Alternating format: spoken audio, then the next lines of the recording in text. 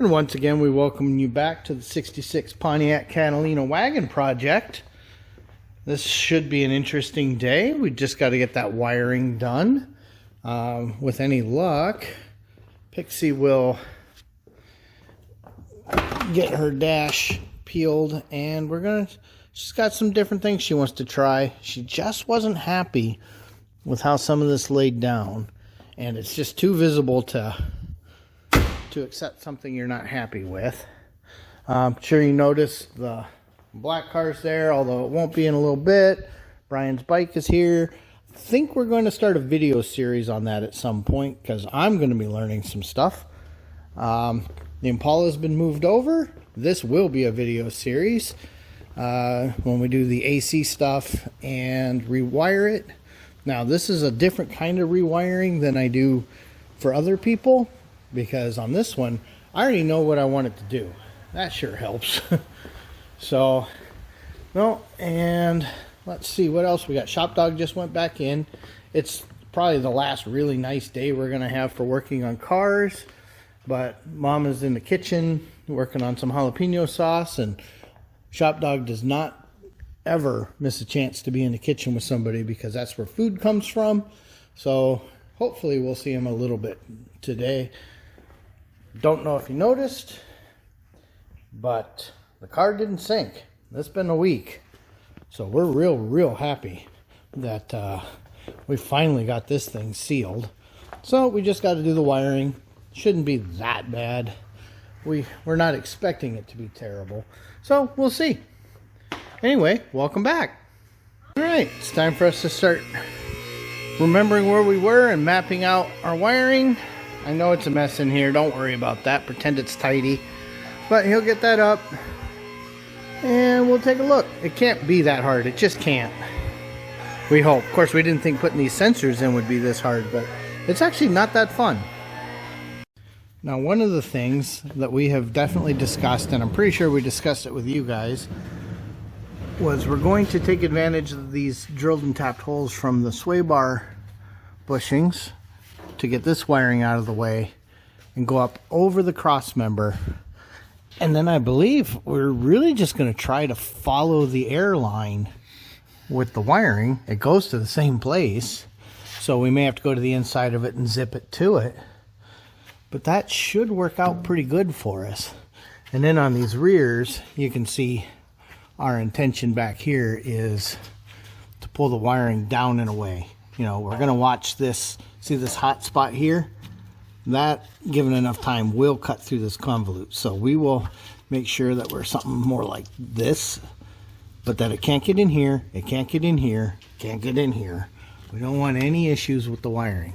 So that's on our list, and then we'll be bringing everybody back into, we're probably going to take advantage of the fact that we have two existing holes and make those the size we need them to be, and maybe pass, you know, driver's side on one side and passengers on the other. We'll have to figure that out when we get there. One of the things I want to do before too long is go ahead and try to skin one of these guys and make sure the connector comes apart the way we want, because I really don't want to drill a hole that big. That's really difficult to seal in an area that fumes will accumulate and road grease will accumulate, so we don't want that. So we're going to take a look, and then we'll come back. Depinning these guys, it's not the end of the world. When you look, you pull those old collars off, they come off. But look at here, let me zoom way in here. See that little tab that's sticking out? Well, nope, no you don't. Let me turn it. That little tab sticking up there. Well, inside this housing, and let me see if you guys can see it or not. That's why we're zooming in. See that little plastic catch? You just run your pick down inside the middle of it, you know, right in there, push that catch towards the outside, and the pin pops free. Okay, so while we're doing this, we have some heat sleeving by the exhaust, and I wanted to run that through it. So then we're like, we better run both the front and the rear at the same time. And because there's a bunch of zip ties in here, I just undid the clamp so that this could be a little straighter, ran a little fish in here, and then we've got those guys tied over. So now they're fished through. We can put all that back together. and that will protect those wires. So now that we've got that, we just did a test fit here, and honestly, I'm just going to go to a larger grommet here. So we're going to go to one of these split grommets, and once they're all in, we can backfill it with dum-dum just to keep moisture out. But I think that's really the right way to go. It looks like that concept's going to work. That's going to work really nice. So now he's working over here. We're getting ready to pull all this apart so we can fish it through that one as well. Not fun, but I think it's safer, and I don't really want to run a second piece. So you can see over here that we're bringing it in and over, and then we're going to add another clamp up here as well so that this isn't doing that. And then it's going to get zippied all along the airline all the way back. So he's got some temporary zippies holding it until we can get it final run and tested, and then we will do a nice, neat, tidy job. Okay. Yeah, Diesel's in here drilling, and suddenly the tank let go, and I was standing over here and I go, oh my god, did you just hit the line? I thought he hit the airbag. So, oh, he's just putting some clamps in. You will see back here though that we have the wires run, and they're run through and safe.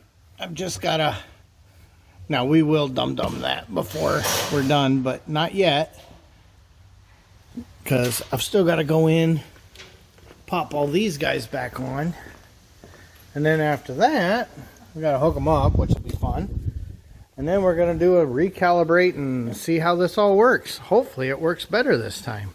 Okay, so we have all our temporary zip ties in. You can see them sticking out. We do have some clamps in because we don't want these getting caught in anything back here. Plus he did the clamps up here. I think I showed that already. So we not only have a clamp here, but he's also got one here and here because we don't want those flopping around. And we'll do some zipping and stuff up there. What we need to do now is get the car down, do a recalibrate, and learn how to use these little sensors. There is where we're coming in. This is how much extra length we have, which I'd rather have it too long than not long enough. So all we're going to do is, you can see, I'm going to pop that little pin back out a little bit so that it'll stick in the housing, and you'll see that they're labeled. Maybe you will. See A, B, and C. A is red, B is white, C is black. No big deal. But we're just policing these up so that they don't get caught on anything.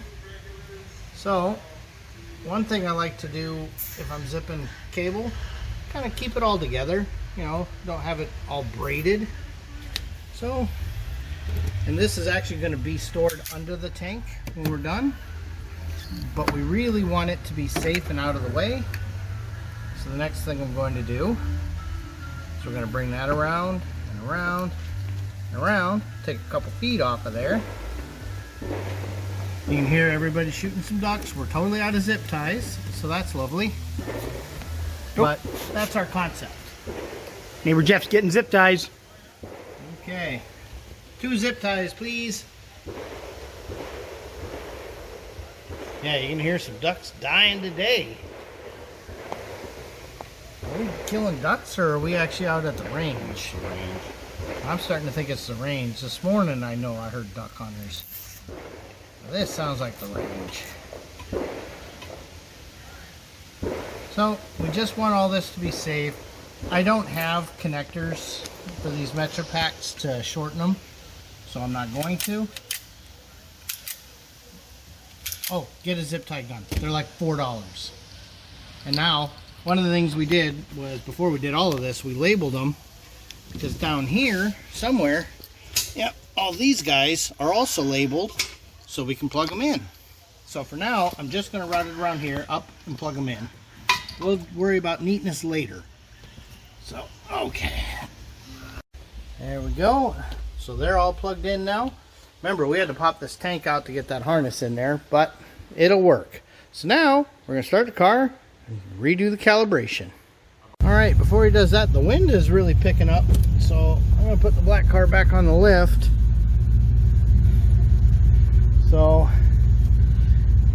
actually, this oak tree, he's responding to the wind and definitely causing a mess. So I don't want this car full of leaves. So we'll just pop her on. You can see some leprechauns up there guiding us. You know how leprechauns are.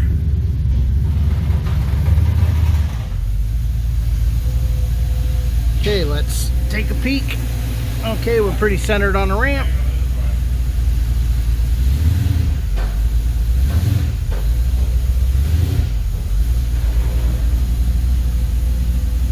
All right. Yep, neighbor Jeff says that looks good. So let's get that car started. Well, and just like that, the black car came right back out because Bent 69 just showed up on a tow truck. So yeah, is what it is. So black car is just sitting outside for a minute away from that oak tree. So now we're going to start the 66 and let it do its cowl cycle, which takes forever. So okay,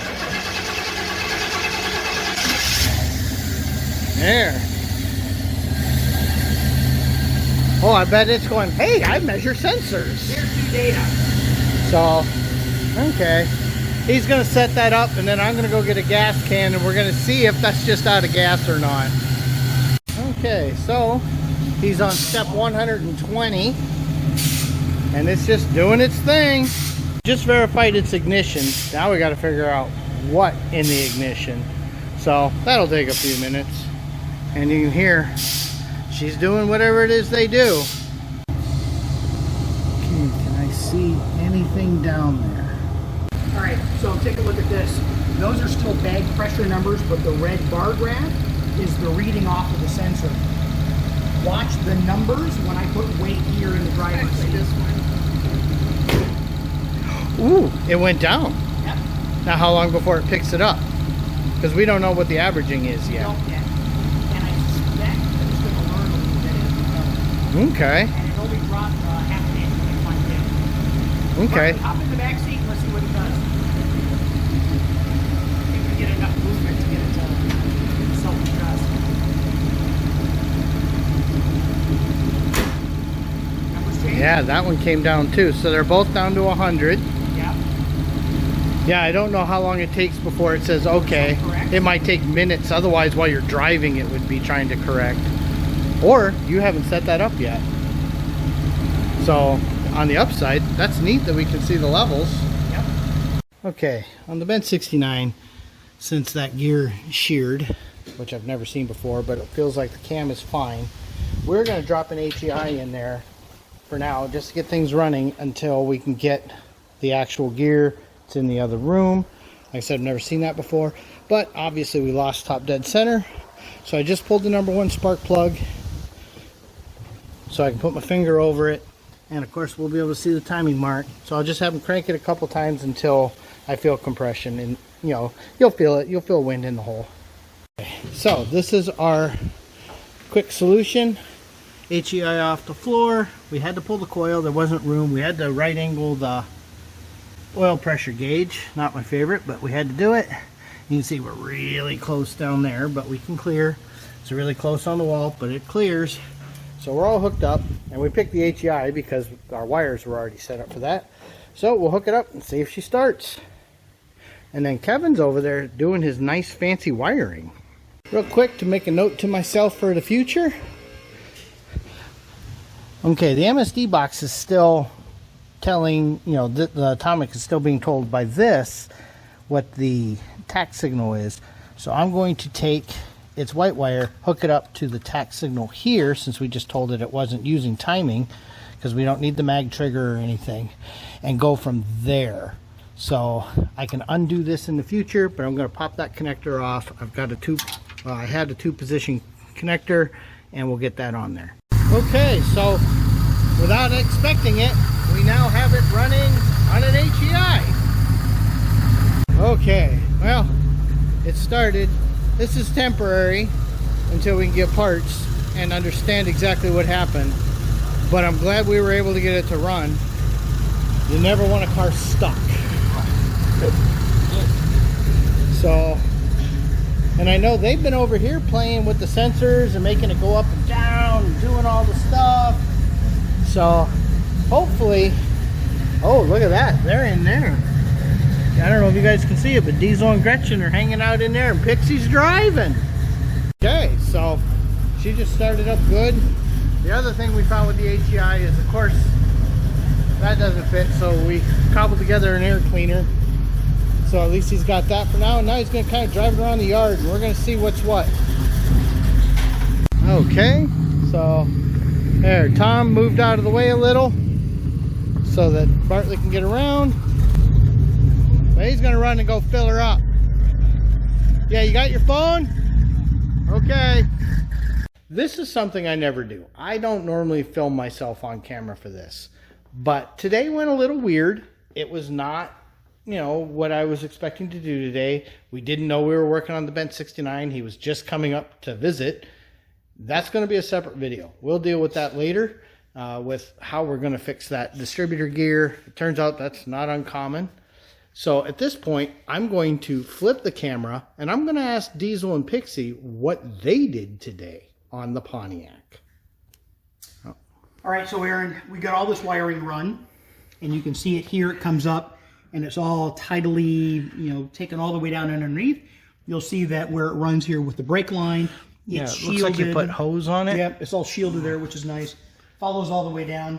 We did all the testing on it. It seems to work just fine. We haven't quite figured out how much variation in the sensors, you know, to make the car go Wait, up are or you go down. saying that their documentation and software is not great? Their documentation is very light on this system, but I found some videos that we'll watch next week and see what it tells us about how the right eye stuff works. We put a bunch of people in the back, and it seemed to try to adjust. I mean, we had two pretty stout guys sitting on the tailgate, and it seemed like it wanted to come up a little bit, so that was good. But other than that, we got to see all of the data that came out of the sensors. It all made perfect sense. We played with it. It seems more precise than what it was before, so that's good. Now it's a matter of, I think, getting out and seeing how it actually drives. Yeah, what happens when you drive it? Because we haven't actually done that. Yeah. So how was your day today, Miss Pixie? Well, kids don't do this at home, but I spent the afternoon sniffing glue. I tried another method on the dashboard, which I think is going to work. And so that'll be next week's project of stripping it down and redoing it. Perfect, perfect. So wait, you don't have to scrap it and sew new pieces, or do you? I'm going to do it with a single piece. And that's what I was playing with today, I was playing with doing a single piece over the top and actually a slightly different color. Okay. So, yeah, I wish I had time to deal with that, but, you know, I had some weirdness going on. That was unexpected. He was driving and then he wasn't. And a tow truck brought it and dropped it on a lift. And luckily, we got it diagnosed pretty quickly. Figuring out how to solve it, that took an extra minute. And the reason everybody's having a nice little sip right now is the fact that, in fact, let me zoom out, is it's much later than we expected it to be because, you know, we were dealing with other things and then we almost forgot to shoot a closeout. You know, and here's the thing, right? You think about your typical car nowadays, it craps out on the side of the road. You've got AAA or something that just comes and fixes it for you. When you have a 69 Camaro and something like, you know, the catastrophic thing that happened on Bartley's car, you know, it's got to get addressed. Well, and where would you have taken it? Yeah, you couldn't take it anywhere to get fixed. Who would diagnose and fix that? Yeah, that thing would end up going back to your driveway and sitting in the garage all winter long until you take it. Yeah, fortunately, I came here. We found it right away. I had a way to work around it for now, and we'll address it in the spring. I want to learn a little bit more about why a melanized gear on a billet steel camshaft would break like that. The failure is unusual. Yeah, especially when you look at some of the weird graining, which I will show much closer in another video. So we're going to have a good night. We're going to hang out with ShopDog. We're going to hang out with Mama. And Tom and Gretchen are over. We're going to eat some pizza, have a drink, relax. So what do we say, guys? Thanks for watching.